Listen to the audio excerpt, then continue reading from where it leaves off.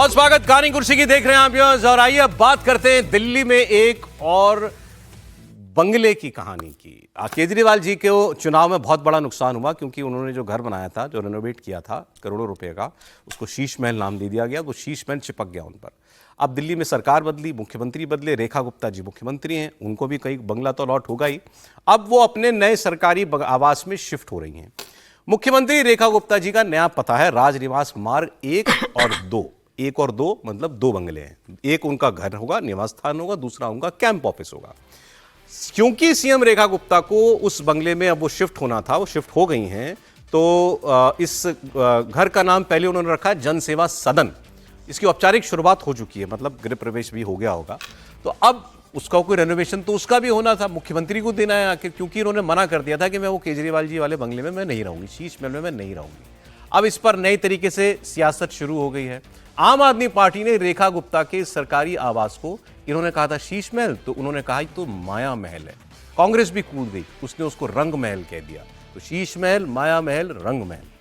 हुआ यह कि रेखा गुप्ता ने केजरीवाल के समय में बने सीएम आवास में रहने से मना कर दिया, क्योंकि बीजेपी ने ही इसको शीश महल कहा था। इसके रेनोवेशन में करोड़ों रुपए खर्च हुए थे।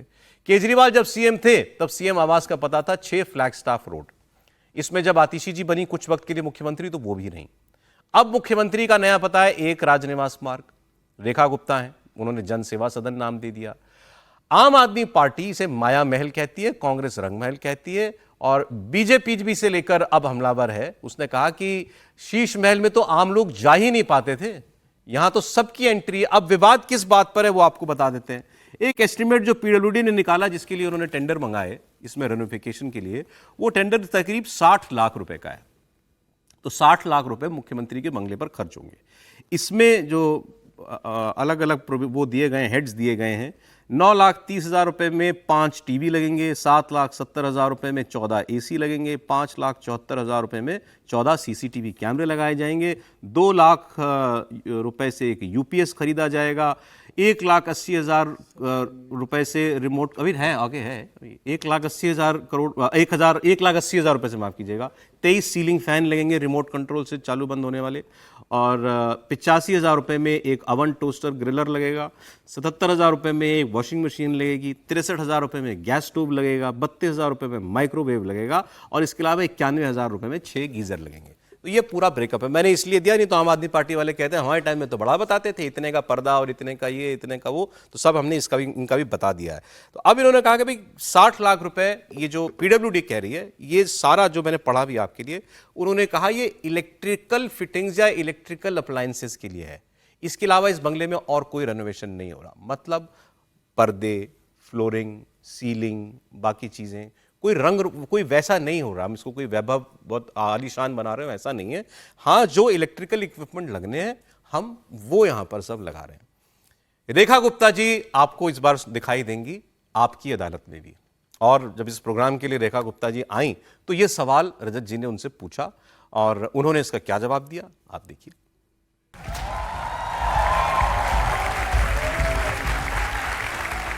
आप उनके शीश महल की बहुत बातें करती थी, लेकिन अब आपके लिए एक बहुत बड़ा राजमहल तैयार हो रहा है। उसमें 24 एसी होंगे, 5 स्मार्ट टीवी होंगे 9-9 लाख रुपए के, 115 लाइट्स लगेंगी, 23 सीलिंग फैन लगेंगे, 10 फ्लड लाइट्स होंगी, एडवांस सीसीटीवी होगा और टॉप क्लास इंटरनेट। आज जितने का मेरा पूरा घर बन रहा है, उतने के उनके डोरमेट और पर्दे लगे हुए थे। इतना कहना चाहूंगी दिल्ली के लोगों को, उनको भी जवाब दे दीजिए कि बागवान ने भी न जाने कैसे कैसे शौक पाल रखे, फूलों के गमलों में कांटे संभाल रखे थे। इस सियासत में तो चित भी उनकी, पट भी उनकी, हमने क्या बेवजह सिक्के उछाल रखे हैं। दिल्ली की सीएम रेखा गुप्ता आपकी अदालत में शनिवार रात 10 बजे। तो उनका जवाब रेखा गुप्ता जी का ये है। पूरा जवाब आपकी अदालत में शनिवार रात को 10 बजे आप देखिएगा जरूर। ये बहुत जबरदस्त मुकदमा। लेकिन वो कह रहे हैं भाई हम जितने का लगा, हमारा पूरा घर बन गया, उतने में तो उनका पर्दा आया था केवल 60 लाख रुपए। इसमें कोई दो राय नहीं। एक मुख्यमंत्री, चुनी हुई मुख्यमंत्री अगर नए घर में जा रही है तो 60 लाख रुपए तो बेसिक सामान लगने में कोई, इसमें मुझे लगता है कोई गलत नहीं है। 42 करोड़ रुपए केजरीवाल ने खर्च किए थे अपने शीश महल के ऊपर। 42 करोड़ के मुकाबला आप 60 लाख से कर रहे। 60 लाख में तो केजरीवाल के, मुझे लग रहा है कि इससे ज़्यादा तो कर्टेन और जो पर्दे लगे होंगे उसका बिल केजरीवाल ने खर्चा कर दिया था। एक मुख्यमंत्री अगर नए आवास में जा रही है तो उसमें कोई रंग रोशन या कोई बाकी कोई झूमर नहीं लग रहे हैं, उसमें बेसिक गीजर लगेगा, एसी लग रहे हैं, टीवी लग रहे हैं, कर्टन्स लग रहे हैं। अगर 60 लाख का बजट है, अगर 2 बंगले जोड़े गए कि भाई 2 बंगले पे भी विवाद है। 2 बंगले क्यों किए? 2 बंगले इसलिए कि 2 बंगले घेर करके वहां रेखा गुप्ता रह नहीं रही है। एक घर में मुख्यमंत्री का आवास होगा और एक में, चूंकि मुख्यमंत्री के साथ लोग इतने दिल्ली के मिलने आते हैं, कैबिनेट के अधिकारी आएंगे, उनके मंत्री आएंगे, पार्टी के कार्यकर्ता आएंगे, तो वो कहां मिलेंगे? तो उससे लगा हुआ जो बंगला है वहां पर वो अरे एक बात समीर जी मुझे बताइए, चुनाव हो गया, मुद्दा बनना था, शीश महल मुद्दा बन गया, केजरीवाल जी को जो नुकसान होना था हो गया, पैसा तो उसमें आम आदमी का ही लगा है ना, मतलब दिल्ली के लोगों का पैसा लगा है ना, अब उसी में रह ले जा करके, क्योंकि हमारी राजनीति हम उसमें नहीं रहेंगे साहब। क्यों? क्योंकि इसको तो हमने शीश महल कह दिया था, तो 60 लाख रुपए और खर्च करो, किसी और मकान पे खर्च करो, ये क्या मतलब है? नहीं, मुझे लगता है आप 60 लाख रुपए बच सकते थे या नहीं? नहीं, मुझे नहीं लगता कि ये बचते। देखिए, वो तो घर खाली थे, उस घर का रिनोवेशन ऐसे भी होना था। और मुझे लगता है कि ये जरूरी थोड़ी कि जिस शीश महल के ऊपर अरविंद केजरीवाल ने 42 करोड़ रुपया खर्च किया है, उसे ये कहकर हम जस्टिफाई कर दे कि भाई वो बन तो गया है, तो वहां जाके मुख्यमंत्री उस घर को उसका इस्तेमाल होगा ना सर। उसको गिरा थोड़ी दोगे उस घर को, उसका इस्तेमाल होगा, सरकार तय करेगी, केंद्र सरकार की, इसको कैसे इस्तेमाल करना है आने वाले समय के अंदर। मुझे लगता है मुख्यमंत्री का निर्णय अच्छा है कि उस घर में रहने नहीं गई। और 60 लाख को इतना बड़ा अमाउंट नहीं है कि उसे इस तरह से प्रदर्शित किया जा रहा है कि बहुत बड़ा इसके अंदर घपला है। ये बेसिक खर्चा है, 2 बंगले में इतना खर्चा सामान्य भाई वो तो वो सूद समेत लौटा रहे हैं आम आदमी पार्टी वाले, और खासकर वो उनके ऊपर आपने इतना बड़ा प्रहार किया था।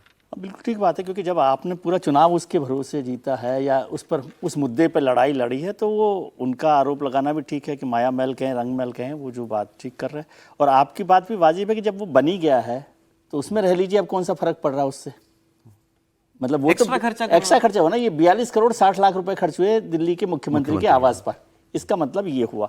लेकिन अब एक तो चुनाव अभी होने वाला नहीं, ये थोड़े दिन चलेगा, उसके बाद कोई भारतीय जनता पार्टी को बड़ा नुकसान उस पर नहीं होने वाला है। मैं समझता हूँ कि ये कंट्रोवर्सी की बजाय अभी तो रेखा गुप्ता जी को, जो काफ़ी टाइम हो गया अब तो मुख्यमंत्री बने हुए, अब तो आवास भी बन गया, तो दिल्ली पर भी कुछ काम का ध्यान दे लें। वो गड्ढे जो देखती हैं ना वो निजी तौर पर, उसके अलावा जो बड़े काम करने हैं उस पर कुछ काम करें और दिल्ली की शक्ल बदलने में, क्योंकि बहुत समय से दिल्ली में एक तो सरकार नहीं थी, जेल में आपने सरकार रख रखी थी, तो अब जेल के बाहर सरकार है, मुख्यमंत्री हैं, तो वो दिल्ली पर ज़्यादा तेजी से रफ्तार से काम करें और जो वादे किए गए हैं उन पर काम करेंगे। तो ये आप जो कह रहे हो काम इसलिए नहीं करे, मतलब घर का वेट हो रहा था तब तक काम नहीं, मैं कह रहा हूँ बन नहीं किया अभी तक। ये मुझे नहीं पता कि वेट कर रही थी कि नहीं कर रही थी। यमुना को लेकर जो बात होनी है, सड़कों को लेकर जो बात होनी है, हो तो रहा ही होगा, सरकारी चलती है तो होता ही है काम, लेकिन जिस रफ्तार से काम होना चाहिए था दिल्ली के लोग उसकी उम्मीद कर रहे हैं। और दिल्ली के लोग अरविंद केजरीवाल की सरकार बदल सकते हैं तो और भी सरकारें बदल सकते हैं। आपने काम का जिक्र किया तो एक बड़ा फैसला किया था सरकार ने कि दिल्ली के अंदर 15 साल पुरानी पेट्रोल की गाड़ी और 10 साल पुरानी डीजल की गाड़ी को हम अब तेल नहीं देंगे पेट्रोल पंप पर। क्यों नहीं देंगे? क्योंकि एक तो ये हाईकोर्ट का फैसला है, इसको लागू नहीं किया गया अभी तक। अब दिल्ली के अंदर एक CAQM बना हुआ है, ये है वायु गुणवत्ता प्रबंधन आयोग। दिल्ली में पोल्यूशन कंट्रोल करने के लिए ये एक बॉडी बनी हुई है और जितने भी कदम उठाए जाते हैं आप देखते हैं, सब खासकर सर्दियों में, वो सारे कदम ये CAQM ही उठाता है। इसने निर्देश दिया था कि दिल्ली की सरकार को कि आप इनका तेल बंद कीजिए, इन गाड़ियों को इंपाउंड करना शुरू कीजिए। अब इन्होंने, सरकार ने भी हाँ कर दिया। फिर सरकार ने कहा हम कैमरे लगाएंगे पेट्रोल पंप पर, वो नंबर प्लेट पढ़ेंगे और उससे हम इन गाड़ियों की पहचान करेंगे और फिर इनको हम लोग रोकेंगे और इनको तेल नहीं मिलेगा। फिर समझ में आया, एक तो बहुत तगड़ा इसके ऊपर पुशबैक मिला सरकार को। लोगों ने कहा कि भाई मेरी गाड़ी अगर पोल्यूशन नहीं करती, वो कितनी भी पुरानी है, आप क्यों मुझे मजबूर कर रहे हैं कि मैं अपनी गाड़ी बेचूं या मैं स्क्रैप कर दूं? तो उसकी कीमत 0 है ना, वो गाड़ी स्क्रैप होगी। कुछ लोगों ने कहा ये तो सेकंड हैंड कार डीलर्स की दबाव में या तो तुम कर रहे हो या ऑटो इंडस्ट्री के दबाव में कर रहे हो कि पुरानी गाड़ी हटेगी तब नई गाड़ी खरीदने को मजबूर होगा आदमी। तो ये दबाव बन रहा था सरकार के ऊपर। अब किसी भी वजह से हुआ और सरकार ने फैसला वापस ले लिया और CAQM को चिट्ठी लिखी है कि ये काम नहीं किया जा सकता। क्यों? क्योंकि अभी हमें तकनीकी अड़चनें आ रही हैं, वो जो कैमरे लगने हैं वो पूरी तरीके से इक्विप्ड नहीं है। दूसरी बड़ी बात उन्होंने कहा कि हम केवल दिल्ली में ये फैसला लागू करके क्या करेंगे, पोल्यूशन, वो गाड़ी तो गुड़गांव में, फरीदाबाद में, नोएडा में, गाजियाबाद में सब जगह चलेगी, तो वहाँ वो पोल्यूशन तो वहाँ से आ जाएगा। तो जब तक पूरे NCR में इसको लागू करने का प्रबंध ना हो तो केवल दिल्ली में करने का उसको फायदा नहीं। मोटी बात, सरकार ने यह फैसला वापस ले लिया है। अब त्रिपाठी जी खुश हैं, लेकिन ये दबाव में हुआ है काम या आपको वजह समझ में आई है? नहीं, बिल्कुल ये दबाव में हुआ है। अच्छा। और कई बार नासमझी भरे फैसले सरकारें करती हैं, जनता थोड़ा चपत लगाती है तो थोड़ा दिमाग ठीक होता है। लेकिन इसका तथ्य जो है वो सब ठीक बात है कि न्यायालय ने कहा था, एनजीटी ने कहा था, अरविंद जी इतने चतुर सुजान थे कि गलती से इसको लागू नहीं किया, जबकि वो तो लागू हो चुका था। लेकिन आपको मैं बताऊं किस किस तरह के फैसले सरकारें ले रही है। अभी फिर सर्दियां आने वाली हैं, मैं पिछली सर्दी की बात बता रहा हूं। एक दिन पोल्यूशन बहुत बढ़ गया था।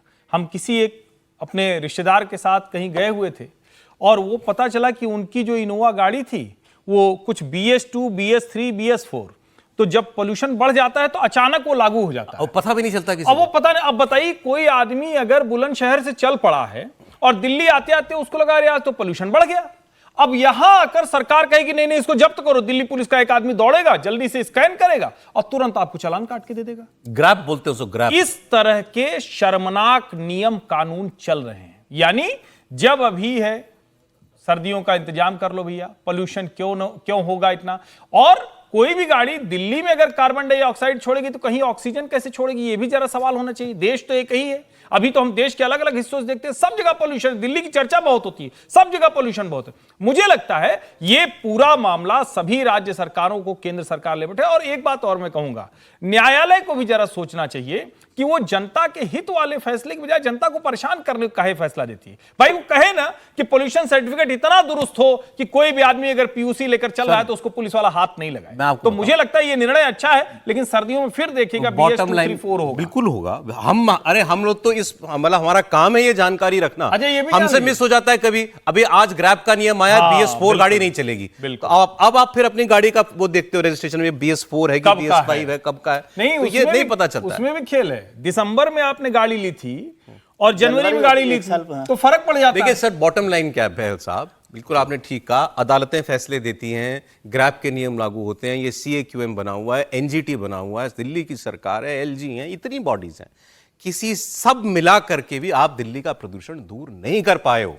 बिल्कुल। ये इसीलिए टिंकरिंग करते होती रहती है, अब ये कर दो, अब ये कर दो, नहीं अच्छा इससे फायदा नहीं हो रहा, अभी दूसरा कोई नियम बना दो। बिल्कुल, जैसे पहले ऑड इवन की बात चलती थी।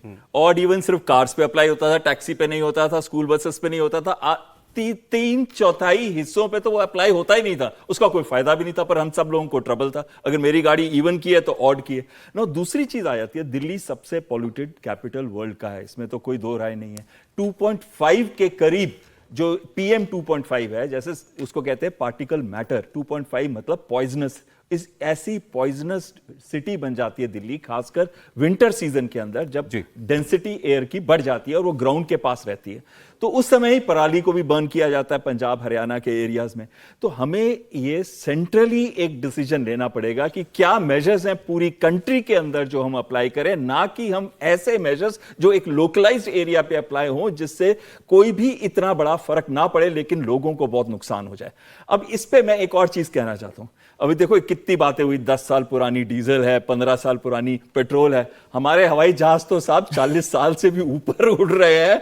6 jaguar squadron, 3 MiG-29 squadron, 3 Mirage squadron, 12 squadron हमारे 40 साल से ऊपर होते जा रहे हैं। और उसके बाद पायलट्स को रिस्क नहीं है क्या? अभी साथ में अभी NGT को नहीं पता होगा, आप देखो। एक लास्ट चीज इस पे कहना चाहता हूं, पाकिस्तान भी अब खरीद रहा है J-35, अगस्त में आने वाले हैं वो जहाज। मेरी रिक्वेस्ट गवर्नमेंट से, सभी वो जो थिंक टैंक्स के अंदर है उनसे है कि प्लीज हमारे लिए भी इन्होंने दिल्ली के चुनाव के बहाने अपनी रिक्वेस्ट भेज दी है। सौरभ जी ये कह रहा हूं कि 60 लाख जिसको ज्यादा लग रहा हो वो दिल्ली NCR में कहीं 1 बेडरूम का घर खोल जाए।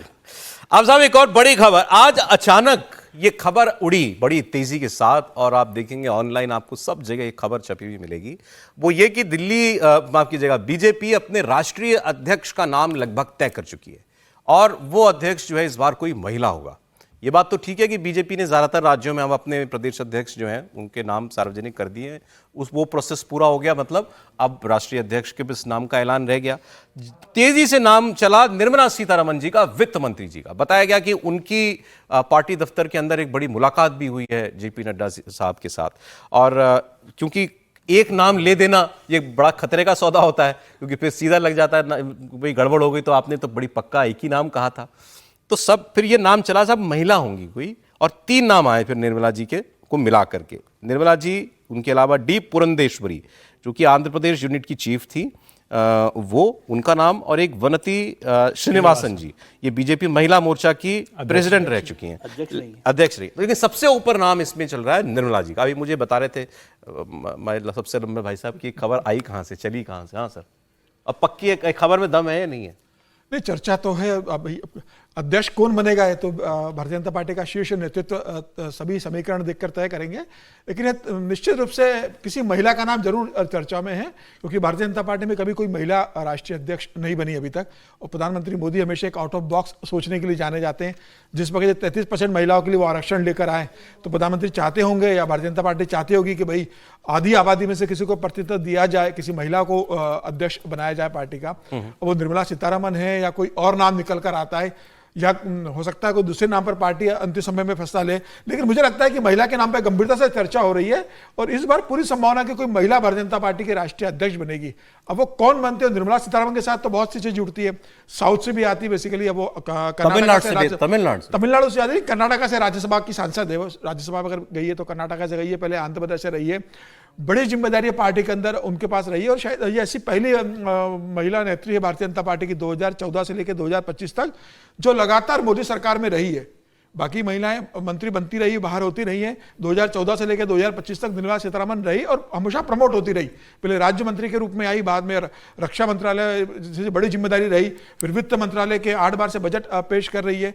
तो मुझे लग रहा है कि निर्मला सीतारमण एक बड़ा नाम है प्रधानमंत्री मोदी का, एक विश्वस्त सहयोगी के रूप में आप देख सकते हैं, जो रक्षा मंत्री और वित्त मंत्री के रूप में जिस तरीके से परफॉर्म किया है। अगर परफॉर्म नहीं करती तो 8 बार से बजट पेश करने की स्थिति उनकी नहीं आती, तो एक बड़ा नाम है। और मुझे लग रहा है संघ भी चाह रहा होगा जिस तरीके से आप इसको क्वाइट प्रोबेबल मानते हैं कि बहुत मुमकिन है? बहुत मुमकिन है, बिल्कुल बहुत मुमकिन, बिल्कुल बहुत मुमकिन है कि हो सकता है। ठीक है, त्रिपाठी जी।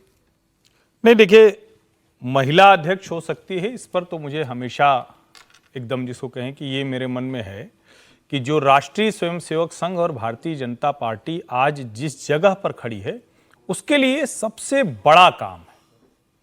थोड़ा हिचकने वाला काम भी है, थोड़ा जिसको कहते हैं जो बार बार उसके ऊपर आरोप लगाते हैं, उन आरोपों को किनारे करने वाला काम भी है। और मुझे ये लगता है कि यही वो समय है जब 2029 के लोकसभा चुनाव के पहले, यानी अभी बड़ी दूरी है उसमें, लेकिन जो run up to the elections है वो तो शुरू हो गया। तो उसमें जो भारतीय जनता पार्टी का अध्यक्ष होगा, अगर महिला होगा, तो शायद वो और दबाव के साथ और मजबूती के साथ ये बात वो कर सकेंगे। अब कौन होगा अध्यक्ष, इसमें मुझे अभी भी संदेह है, क्योंकि ये तीनों नाम दक्षिण भारत से हैं, इसलिए इनको सभी लोगों ने चर्चा में डाल दिया है। मेरा ये मानना है, मतलब अभी भी मैं मानता हूं कि ऐसा नहीं होने वाला है कि कोई दक्षिण भारत की वजह से अध्यक्ष बनाया जाए। महिला एक वजह होगी। दूसरा, क्या वित्त मंत्री निर्मला सीतारमण जी, जो शायद 1 या 2 बजट और बची हुई हैं, उतना और कर लेंगी तो वो हाईएस्ट बजट प्रस्तुत करने वाली वित्त मंत्री बन जाएंगी।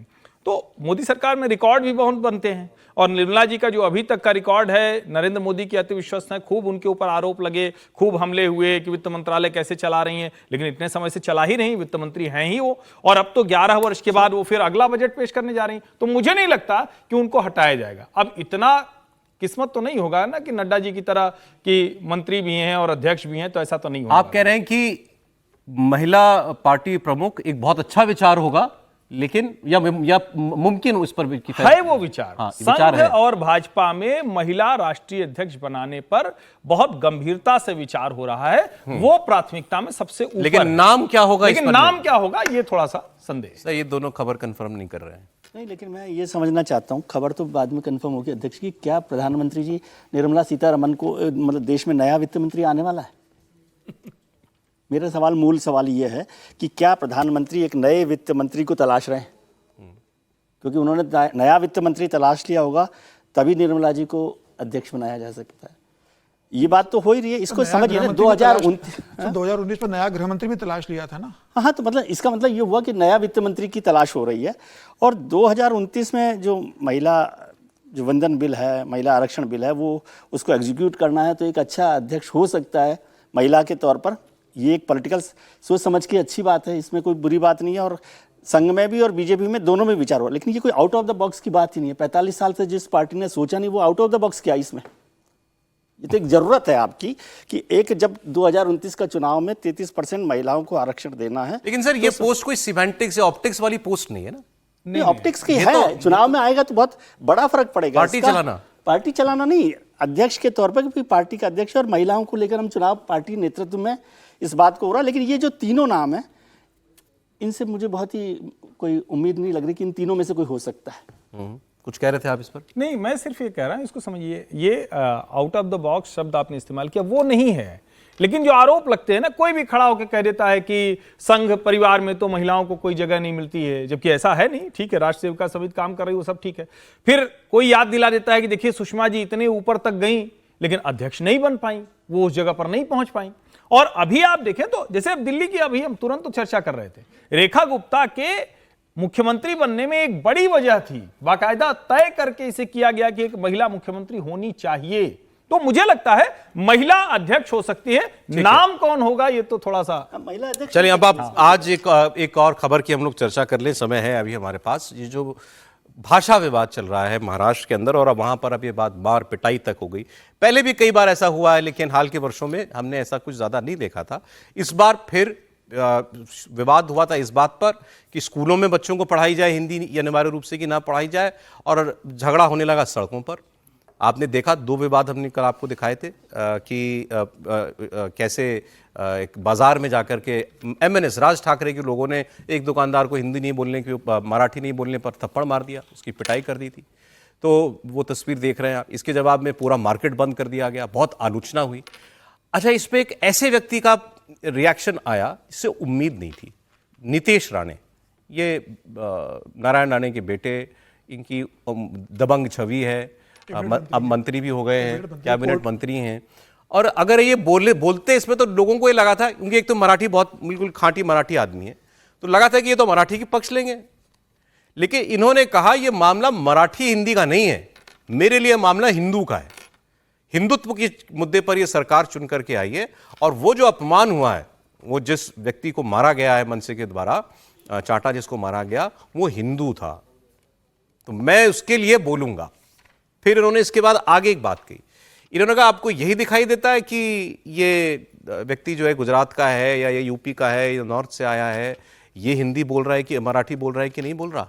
कभी इन लोगों ने जो सड़क पर मारपीट करते हैं, जाकर मुंबई के कुछ और इलाकों में कोशिश की कभी कि उनको उनसे मराठी बुलवाने की हिम्मत दिखाएं? कहना चाह रहे थे मुसलमान। ये आमिर खान बोलते हैं क्या मराठी? जावेद अख्तर बोलते हैं क्या मराठी? फिर बंबई के इलाकों के नाम लेकर के बोले, वहां जाकर के जरा देखते हैं दाढ़ी टोपी वाले मराठी बोलते हैं क्या। एक बार बात इनकी सुनिए, फिर इसमें क्या कोई फैक्ट है उसकी बात हम करेंगे। गया है ना, एक हिंदू को मारा गया है ना, एक हिंदू को मारा गया है, तो मुझे बोलना है कि इतनी हिम्मत जाके नल बाजार और मोहम्मद अली रोड में दिखाओ ना। वो जो दाढ़ी वाले और गोल टोपी वाले क्या मराठी में बात करते क्या? शुद्ध मराठी में बात करते क्या? उधर जाने की, उनको कान के नीचे बजाने की हिम्मत नहीं है। जावेद अख्तर क्या मराठी में बात करता है क्या? आमिर खान क्या मराठी में गाता है क्या? उधर उसके मुंह से मराठी निकालने की हिम्मत नहीं है। ये गरीब हिंदू को क्यों मारने की हिम्मत कर रहे हो? ये सरकार हिंदू ने बिठाई है, हिंदुत्व विचार की सरकार है, इसलिए इस तरह की कोई भी अगर कोई हिम्मत करेगा तो हमारी सरकार भी तीसरी आंख खोलेगी, इतना मैं कहना चाहता हूँ। नीतीश राणे ने एक काम बड़ी क्लेवरली किया, ऑकवर्ड सिचुएशन थी, कैसे इससे अपने अब क्या जवाब दे, मराठी नहीं बोल रहा अगर कोई आदमी तो इसको हिंदू मुसलमान पर मामले को ले गए। इसमें एक फैक्ट ये जरूर है, बाकी ये आपको समीर साहब बता देंगे, मेरा अपना अनुभव ये है कि जो मुस्लिम कम्युनिटी जो रहती है, मुंबई में बात करूंगा, पूरे महाराष्ट्र की नहीं, वो उर्दू बोलते हैं या हिंदी बोलते हैं, वो मराठी मैंने तो उनको इस्तेमाल करते हुए नहीं देखा। तो इस लिहाज से वही ठीक कह रहे हैं कि आप पूरे मुंबई में लागू करा सकते हो ये नियम कि हर आदमी मराठी बोलेगा? इसमें कोई दो राय नहीं। नीतीश राणे ने जो बात कही है वो एकदम ठीक है कि कई ऐसे मुस्लिम इलाके हैं और कई ऐसे मुस्लिम लीडर्स हैं कि जिनसे आप मराठी नहीं कहलवा सकते हैं। क्या अबू आजमी जो इनके अभी प्रदेश अध्यक्ष समाजवादी पार्टी के, वो मराठी बोलते हैं, उनसे मराठी में जब विधायक बने थे तो विधानसभा में उनसे कहा था कि आप मराठी में शपथ ग्रहण करना, उन्होंने कहा मैं हिंदी में ही करूंगा। तो मनसे के नेता ने उन्हें थप्पड़ मारा था, लेकिन उन्होंने हिंदी में शपथ ग्रहण किया था। तो भाई मुसलमान का जो डोमिनेंस एरिया है, जो बड़े लीडर्स हैं मुसलमानों के, कोई वहां पर मराठी नहीं बोलते, उन्हें मराठी आती है। ऐसा लगता है कि उन्हें अपने राजनीतिक लाभ के लिए कहीं बोलना है किसी के बीच में तो बोलते हैं। पूरी उनकी जो कार्रवाई होती है या जो भी भाषा का इस्तेमाल करते हैं वो हिंदी या उर्दू करते हैं।